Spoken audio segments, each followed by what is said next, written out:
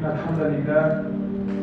الحمد لله نحمده ونستعينه ونستغفره ونعوذ بالله تعالى من شرور أنفسنا ومن سيئات أعمالنا من يهدي الله تعالى فلا مضل له ومن يضلل فلا هادي له وأشهد أن لا إله إلا الله وحده لا شريك له وأشهد أن محمدا عبده ورسوله أما بعد.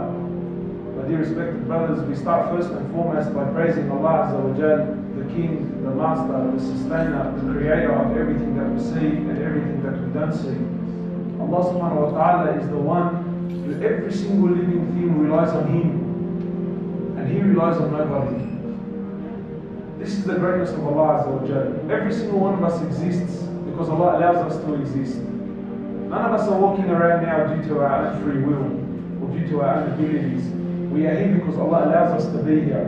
We send peace and blessings upon His beloved creation, His best creation, and that is our beloved Prophet Muhammad sallallahu alayhi wa sallam, our teacher, our master. And my brothers, I remind myself and I remind you all to have fear of Allah Azza wa Jal. To have fear of Allah Azza wa Jal. The brothers were asking me to maybe touch on Dunya, touch on the topic of Dunya. And there's a beautiful story that I always like to narrate.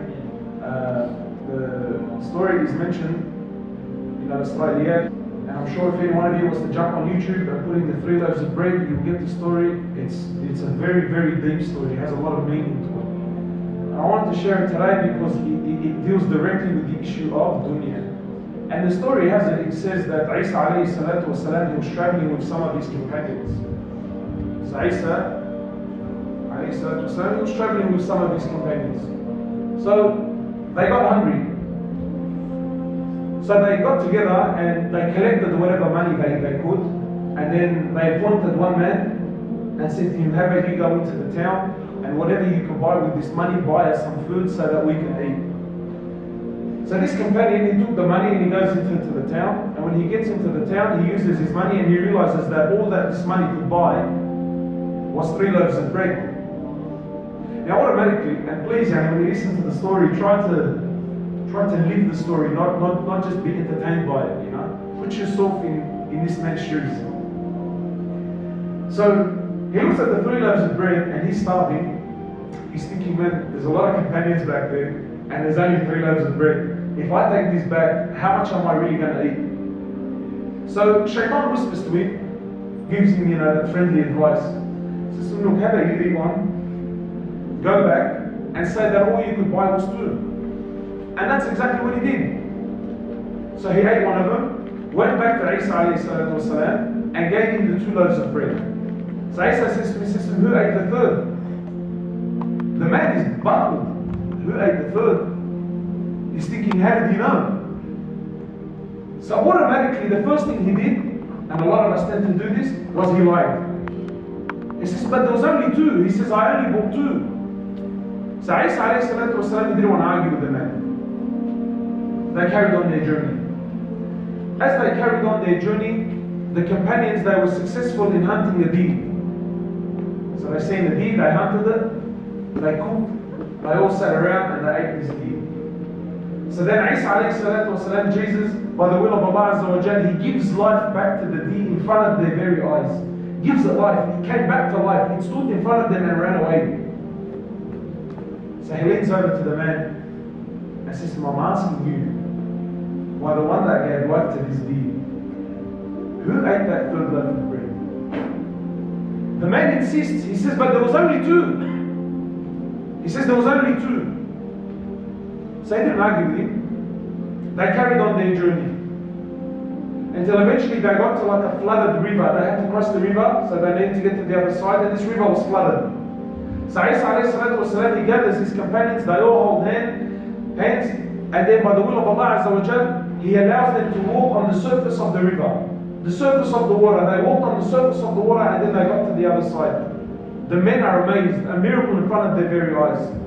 When they reach the other end, Isa alayhi salatu wasalam, he leans over to the man and he says to him, I'm asking you, by the one that allowed us to walk on the surface of the water, who ate that 3rd loaf of bread? The man says, but there was only 2. He says, there was only 2. I only bought 2. So they carried on. Until eventually they reached a place, they reached a particular destination where they sat down. And Isa alayhi salatu wasalam, with his blessed hands, he had collected some dirt, and he put together 3 piles of dirt. And then by the greatness of Allah Azza wa Jal, by Allah, he turns the dirt into gold and calls the man a dirt. He says, 1 pile is for you, 1 pile is for me, and the 3rd pile is for the one that ate that 3rd loaf of bread. So the man doesn't waste a minute. He says, I ate the 3rd loaf of bread. Now there's money, brother. Now there's papers involved. He says, I ate the 3rd loaf of bread. So Isa alayhi salatu wasalam, his system for you is all 3 piles of gold. You take everything. But you cannot join us anymore. This is where we divide. So this guy's thinking, who needs the Prophet and who needs the companions? Look at all this fortune I've made, So now he's sitting back, he's planning out his future like many of us do. He's probably thinking, I'll buy a house on the water and I'll use another pile to invest and then I'll use that money to pay for one. Right? And then, he started to do his calculations.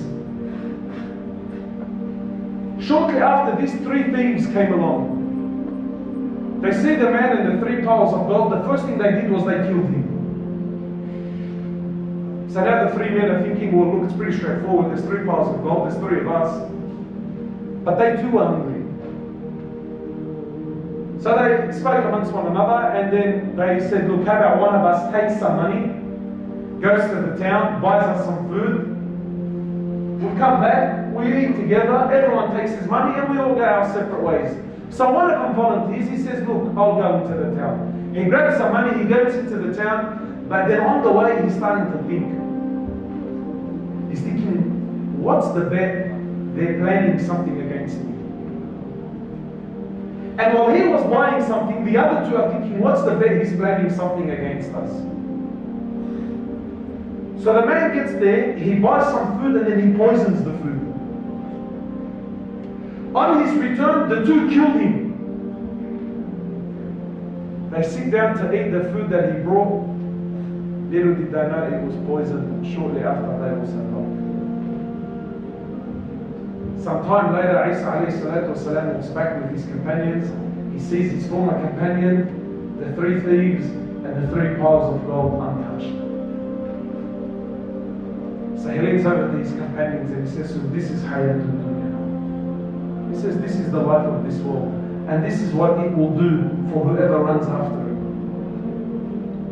My brothers, this dunya, as I say many times, it's crippling the ummah. It's poisoned every single one of us. We have forgotten our purpose on earth. We have forgotten that we are going to a place that is far greater, and our vision has become extremely short-sighted, and all that we can think about, and all that we can dream about, and all that we can hope about, and all that we sleep about, and all that we work about, and all that we study about is this world. And what is the reality of this world really? Rasulullah sallallahu alayhi wa sallam, hadith after hadith, hadith after hadith, is exposing the reality of this world. What is it really? What do you take with you?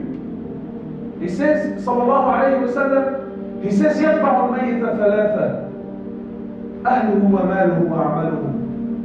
The Prophet of Allah is saying, brother, 3 things will follow you to the grave. 3 things will follow you to the grave. He says, your family, your wealth, and your deeds. He says 2 of these things will bury you there, and only, right? He says the 3 of them will take you, they will bury you. 2 things will come home, and only 1 thing will remain with you there in the grave. He says your family and your money, they come back home, then they start fighting it out with one another. No, he left me this, no, he left me that, no, what did he leave for you? No, this is how much he left for me. And you and I, my brother, what are we left with at the grave? What are we left with? Nothing. We're left with nothing. We're left with what? We are left with our amal. Shaitan makes us think, we're so hungry, we're so eager for this world. We're collecting and collecting and collecting and collecting, and for what? Brother, you can't take it with you when you go. When they bury you naked like the day your mother gave birth to you. You don't take anything with you. What did one of the kings of the past say? He says, when you bury me and stick my hands out of the grave. So his men were thinking, we're not understanding this sticking the hands out of the grave. He says, let it be known to the world that this king, when he went, he took nothing with him. He went empty-handed. He went empty-handed, brother. He took nothing with him. My brothers, the Muslim and the Muslimah needs to understand this world is not for you. And then even Allah subhanahu wa ta'ala, He says in the Quran, He says, بَلْ تُؤْثِرُونَ الْحَيَاةَ الدُّنْيَا وَالْآخِرَةُ خَيْرٌ وَأَبْقَى. Allah is speaking to you, my brother. Allah, your creator, the one who designed you, the one who designed everything around you. Allah is saying, do you choose this world after the hereafter? بَلْ تُؤْثِرُونَ الْحَيَاةَ الدُّنْيَا. What is this world compared to the hereafter? Rasulullah sallallahu alayhi wa sallam, he says, مَا الدُّنْيَا فِي الْآخِرَةِ. The Prophet of Allah, my brothers, Rasulullah sallallahu alayhi wa sallam is saying, what is this world compared to the hereafter? What is it? He says it's like one of you is to dip his finger into the ocean. One of you is to dip his finger into the ocean and see what comes back. What do you return with? Have you ever done this before? It's that little drop. You know that first big drop and then it falls. He says that is this dunya, and the vast ocean is the hereafter. My brothers, does it make any sense that we give up this ocean for that little drop that's on your finger? Does it? Wherever I go, wherever you go, and you speak to the boys, brother, how was your iman? Oh, brother, it's not the best. Brother, why? Oh, brother, I'm busy. What are you busy doing? Oh, brother, you know how it is. Well, I just work and business and study, and I'm doing this, and I'm coming in, I'm going there, and whatever have you. And he's spending his whole life doing all of these things, and he's forgetting his purpose. Brother, Allah subhanahu wa ta'ala, He didn't create you. My brothers, please, we need to understand. Allah subhanahu wa ta'ala, He didn't create us, for you to work hard and buy cars and buy fancy houses and mashallah go on holidays at the end. Allah subhanahu wa ta'ala didn't create you for any of this. This is not this is not the reason why you are on earth. Allah subhanahu wa ta'ala created you for a reason, for a purpose that is far greater. Allah subhanahu wa ta'ala says, I've created you for worship. You're in this world for how long? 50, 60 years. He says, you worship me in these 50, 60 years. If you pass the test, for you is a paradise, an ever-living abode. He says, Jannah tajri min tahtiha al-anhar. He says, a paradise under your feet, rivers flow. Khalidina fiha abada. You will be in there for eternity. What is this world?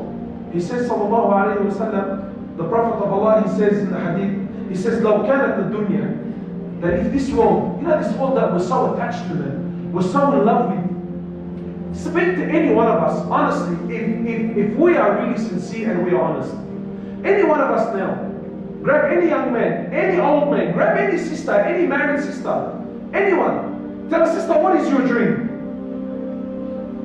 Muslims, tell him, what is your dream? What is your ideal life? Of course, to worship Allah, brother. But in the process, the ideal life is to earn that right degree, making big money, very little work. We own my house, I own it outright. Got this beautiful car in the driveway. And mashallah, we go to Hajj every year, maybe. Or maybe Umrah should be in the family, in the middle of that. That's our dream. That's what we're living for. Allah subhanahu wa ta'ala doesn't want any of this. Sahaba and Rasulullah sallallahu alayhi wa sallam, who had nothing. They had nothing. Aisha radiallahu ta'ala anha, she's telling her nephew Urwa radiallahu ta'ala anhu, she says to him, by Allah, you need to understand, this is the wife of Rasulullah sallallahu alayhi wa sallam. She says to him, by Allah, 3 full moons would pass us by. Not one, 3 full moons, 2 full months, 2 full months would pass us by, and not a single flame would be lit in any of the 9 houses of Rasulullah sallallahu alayhi wa sallam. Not a single flame, no boiling, no cooking, of any sort. In not one house, in the 9 houses of Rasulullah sallallahu alayhi wa sallam. So Urwa asked her, he says to her, "Oh, my auntie, how did you people live? How did you survive?" She says to him, "Al-aswadan, al-tamr wal-ma." She says to him, "We lived off water and dates. Except maybe every now and then one of the neighbors of Rasulullah, if he milked his goat, they used to send us some milk." This was the life of not mashallah, our teacher, our Shaykh. Rasulullah sallallahu alayhi wa sallam, the greatest creation of Allah. The greatest creation of Allah, and this was the life. And sometimes we think, my brother, relax.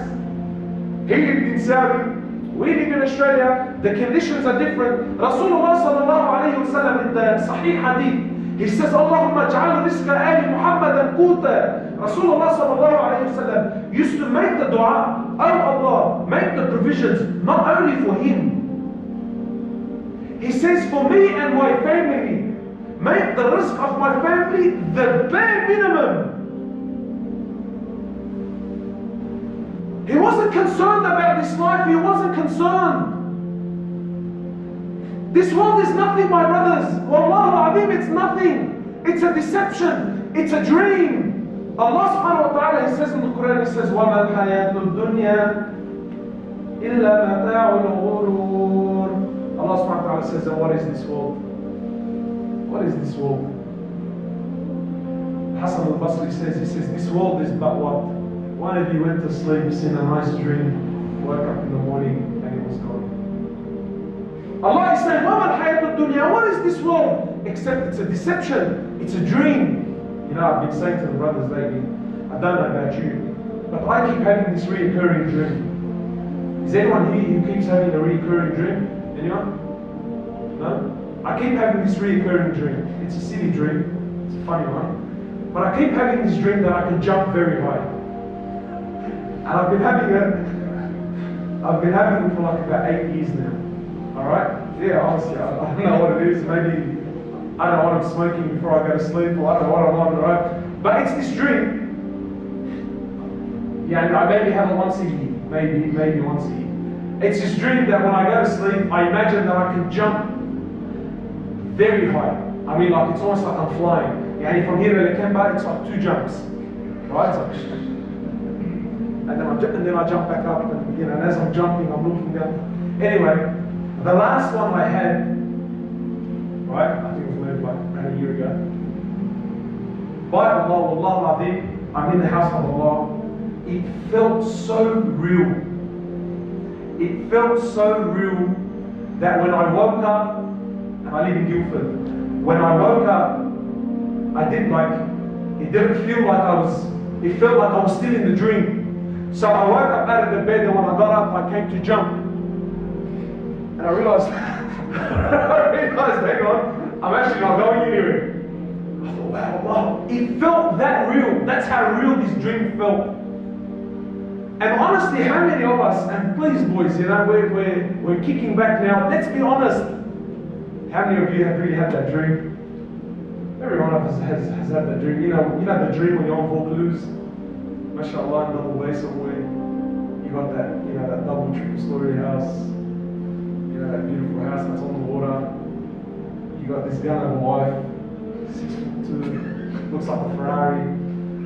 You look outside the window and there's this beautiful BMW X5 parked in your driveway. You think, yeah, that's it.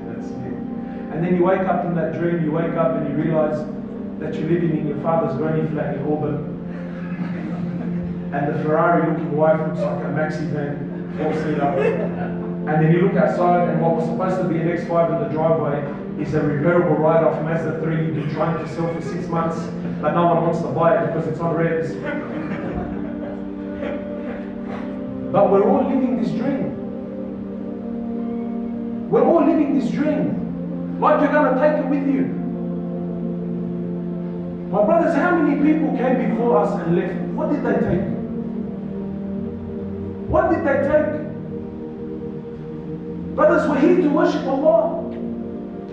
We're here to worship Allah. Please understand, Allah doesn't care about these trivial things.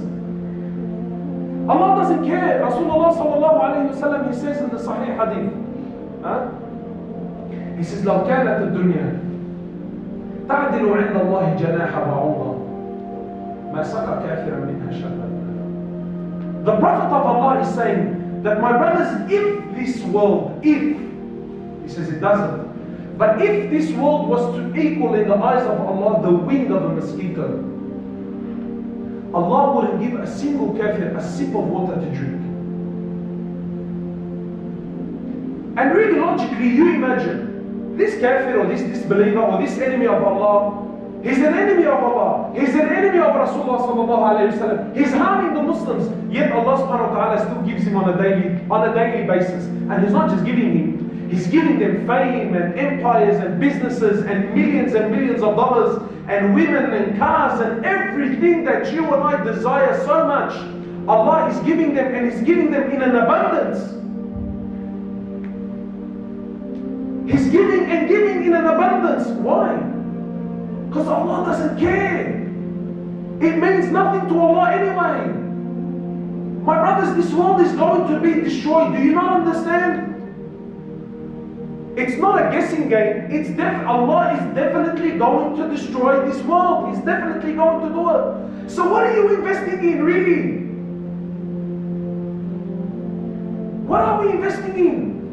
You know, I've been speaking to brothers in Auburn that come from Pakistan and that come from India, and I'm sure there's many brothers here that have come from Saudi or from... They've left their families, left their homes, left their friends, left everything that is dear to them, everything that makes them feel special, everything that had any sort of value to them. And they've come all the way to this country, and they're going through hardships and struggles and finding a place to stay, and there's that, there's that uncomfortableness of, that first 6 months that's so difficult, and you sleep every single night thinking, what am I doing here? And I just want to go back home. And then they enter a university, and they're not made to feel welcome. The community doesn't make them feel welcome. And yet he struggles and struggles and struggles, and he puts up the fight, and he takes on the battle, and he takes it on and he takes it on until eventually he reaches his goal. And then what? Look how much effort we go through for dunya, for a little price in this world. But to taste the sweetness of Iman, brother, I'm busy. Brother, I'm busy. Brother, look, I really want to change, but maybe just not right now. My brothers, please, wallahi, this one of the names of the Day of Judgment, it's called the Day of Regret. It's going to be called the Day of Regret. My brothers, when death comes, the angel of death, he doesn't send you an email. The angel of death doesn't tango you or send you a WhatsApp message saying, hey, what you doing now? I'll be around in a week. When he comes unannounced. And what's our condition going to be? Really honestly, what's our condition going to be?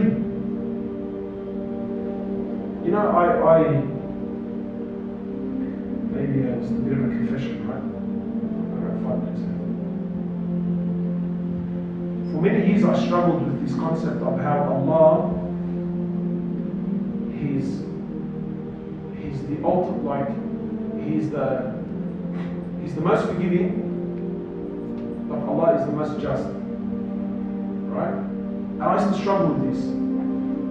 This is a bit of a confession, right? And this was something in my heart. I was thinking, how can Allah be the most just, but the most forgiving? And this was something that really battled in my heart for a long time. So then I remember once I was asking around, and I never really got a right answer. And then I remembered I was hearing a talk, and the Shaykh hit it right on the nail, man. And I thought, Allahu Akbar, congrats on Allah. He says, have you ever really wondered and pondered how Allah subhanahu wa ta'ala, when someone worships Him for 50, 60 years, He rewards him with an eternity of paradise. And when someone disobeys Him for 60, 70 years, Allah punishes him for eternity. How is that fair? How is it just that this person who disobeyed you for only 50, 60 years, you're frying him in hellfire for eternity? Where's the justice in this? I mean, surely you would think that, look, you disobeyed me for 60 years, I'll punish you for 60 years, yeah? Allah why are you throwing the kuffar in hellfire for eternity? Where's the justice in this?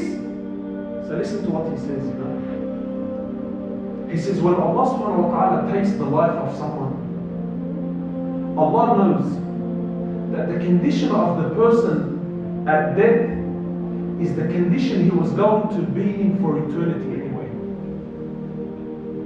So when a Muslim dies and he used to make salah during his death, Allah already knew that had this man lived for eternity, he was going to always establish his prayer anyway. That's why Allah rewards him with an eternity of paradise. And when someone dies with no Quran in his life, with no salah in his life, you know, sometimes we think, oh, so young. No, he wasn't young. Allah knew very well, had this man lived for eternity, he was never going to pray anyway. Therefore, he goes into Jannah for eternity. This is the justice of Allah Azza wa Jalla. So really, honestly, I want to ask you, if I died right now, if you and I were to die right now, and the condition that we're in, you know, now, honestly, every one of us, we're in this dream. Wallahi, we're dreaming. That, brother, relax. Why are you stressing, brother? I'm still young. When I finish uni, you don't know what I have planned. I have a big Umrah trip coming up. I have a big Hajj trip coming up. Brother, relax. As soon as I pay off my house, I know it's riba, but relax. As soon as I pay off my house, Allahu Akbar, ibadah, ibadah, ibadah. And shaitan has us in this web, you know. Brother, don't you understand that if you died right now, you will face Allah as someone who was going to be paying riba for eternity. If you die now without salah in your life, you will die and stand before Allah as someone who was never going to establish salah. How many sisters have died without hijab on? How many sisters have died with, how many? This was going to always be our condition. And this is the ultimate justice of Allah subhanahu wa ta'ala. And this is also His ultimate mercy. So my brothers, this world, you know, it's a big web. It's a big dream. Shaitan has us so wrapped, and we think, you know, brother, relax. I have it all under control. Brother, millions said the same words before you. Millions said the same words before you. And they failed miserably. What makes you think you're so good? So my brothers, to come back to the issue, you need to understand that this world, it's not for us. This world, no matter how much you have in this dunya, it will never satisfy you. Haven't you, like, you know, I mean, I use this example all the time. Does any one of you remember his first car? Does anyone remember his first car? Like, can I just get a show of hands? Anyone that can remember his first car? Yeah? Do you remember what a piece of crap that thing was, man? My car was the biggest bomb in the world. But when I bought that thing, bro, I'm telling you, you know what, this Ferrari dealership has nothing on me, man. I was sitting back thinking, this is it, bro, this is the bomb. Not the bomb, like the bomb as in the thing. But how long did that feeling last? How long did that feeling last before that car that I thought was so great? I was so convinced that when I get my license, my life was going to change. I was so convinced that, you know, the only misery in my life is the fact that I don't have a car. I got my license, I got my car, and 2 weeks, 3 weeks, 4 weeks, a month, 3 months into it, that car that was supposed to bring me so much happiness became the most embarrassing thing in my life. And since then, I've been upgrading my car since, and I'm still not happy. Brothers are rolling cars out of dealerships, rolling them out of a dealership. I wish I had a bit more money, I would have put some review. If I had a bit more money, I would have got the optional nav. How many of us were so content, we were so sure of ourselves that the only misery in my life, the only reason why I'm not enjoying my life is because I'm not married yet. Any single brother, he tells their brother, once I get married, you watch, hold on. And the married man looks back and thinks, yeah, this guy has no idea.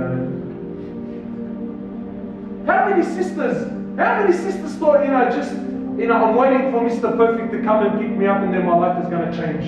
And from the day you married her right to now, she looks at you. Honestly, have you ever caught your wife just staring at you but not saying anything? Honestly, have you? But have you ever caught your wife just staring at you but not saying anything? Brother, you know what she's thinking? How did I end up with this monkey, bro? Sorry, excuse the language. She's thinking, how did I end up with this guy, man? I catch my wife all the time.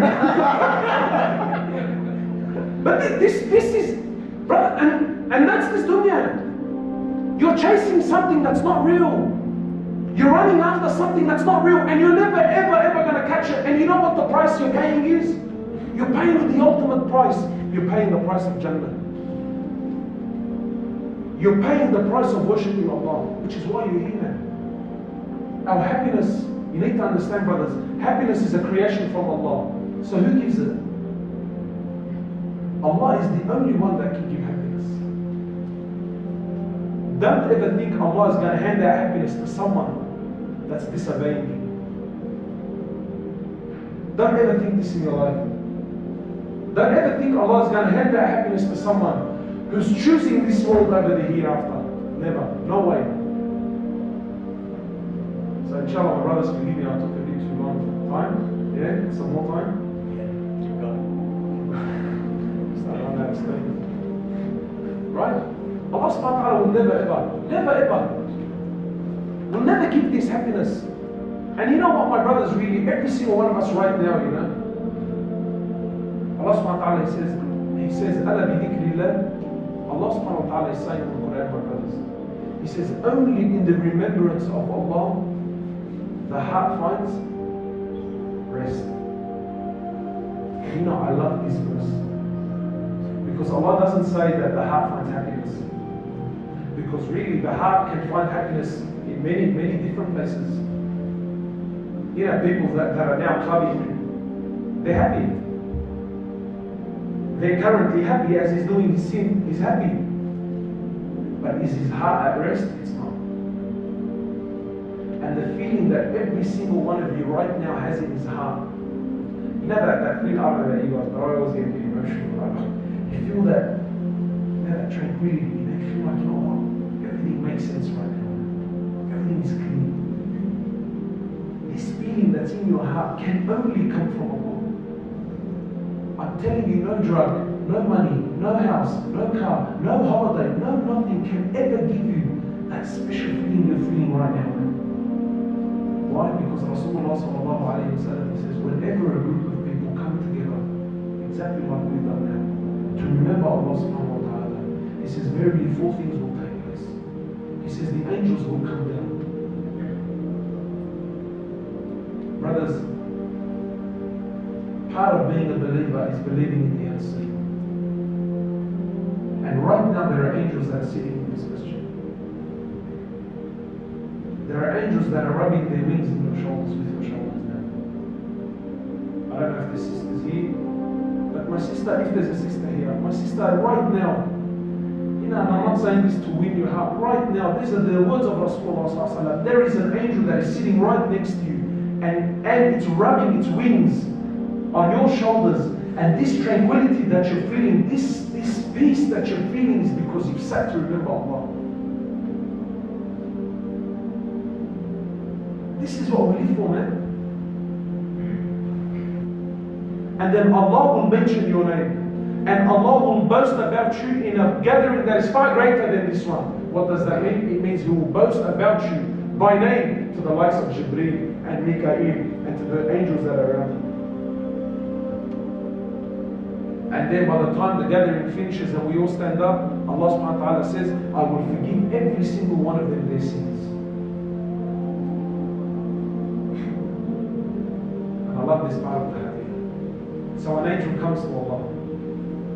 Says, Ya Allah, but there's a person that's sitting in the gathering, and there's always this person here, always. Says, Ya Allah, there's someone that's sitting in the gathering, he doesn't want to be there. You know how there's always one of us who got stuck with the brother, he said, look, we're only going to pray Maghrib and come back. You're thinking, Ya Allah, when is this bloke going to shut up so we can all go home, bro? There's always that person, right, who just got caught up. Brother, I don't want to be here, but the guy won't finish and I want to go home, right? So the angel, this isn't a hadith. So the angel says to Allah, says, Ya Allah, but there's someone, he's there, but he doesn't want to be there. Allah says, I forgive him also.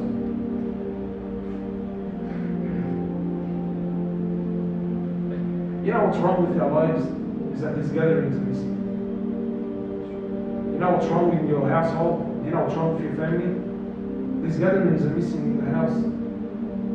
The remembrance of Allah, the We're talking about the reality of this world. We're talking about our final destination. Brother, when you walk outside, is it time? Okay, close. Brothers, when we walk outside, and many of you, mashallah, I've said before, many taxi drivers, students, whatever you are, I mean, I'm a tradesman, right? Myself, I'm an electrician, so I drive around from job to job. And have you noticed, you cannot move 2 meters on Sydney roads without being bombarded by 500 different advertisements. Whether it's the bus stop, whether it's the billboard, whether it's on the phone booth. Now on the phone booth, it's rotating. So if you're there for too long, we don't want you looking at the one ad, right? We put another one up for you, right? So when you walk outside, what do you think is happening to your heart, man? Dunya, this product, that car, this. What do you think is happening to your heart? Turn on the TV for 5 minutes. Turn on the TV for 5 minutes. What do you think happens to you? Turn on the radio. So all of this bombardment of dunya. Naturally, you're going to be affected by it. Don't be fooled by the bead and abaya. You know, if I walk across the road now and I start looking at those cars that's in that dealership, you'll have to wipe my saliva off the window. Yeah, because I'm a young guy, bro. What's wrong? I mean, I grew up always watching this stuff and my heart loves it. So what's the medicine? Is these environments. When you surround yourself in these environments and you put yourself in this environment and you start listening, your heart starts to get affected. So don't think now that, mashallah, we sat for a half an hour talk, everything's A-okay. No, it's not A-okay. Everything 90% of what just happened now is going to be destroyed as soon as we walk out to eat something. Watch, you watch. Start having a laugh, it's there, it's gone. 90% of it is gone. The other 10%, you won't leave pot in your own. You won't leave pot in your own until it's gone, it's destroyed. So my brothers, we have to surround ourselves in these beautiful gatherings, inshallah. So inshallah, we're ready, inshallah, to start making this Friday thing a constant thing.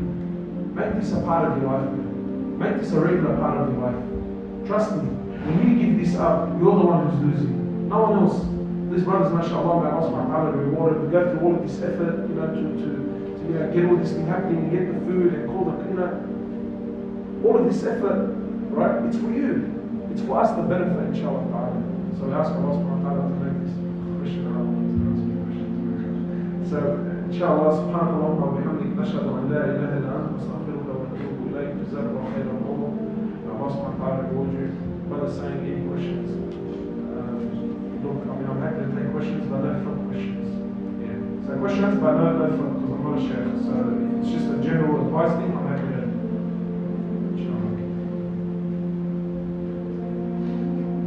Inshallah. Right? Jazakallah.